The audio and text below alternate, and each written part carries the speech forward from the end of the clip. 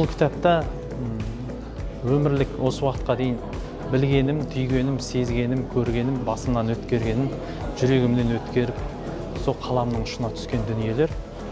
Бұнда шама келгенше жүректің сүзгісінен өткен, мида қорытылған дүниелер дейді ғой.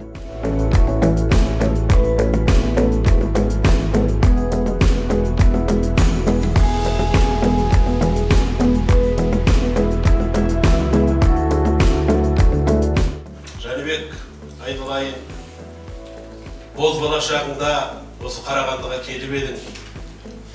16-17-ден енді асқан боз бала, сонау Өспеннің боз даласынан аттанып осы Шулыда, осы Қарағандыда Бөкетов атындағы университет журналистика бөліміне түстің.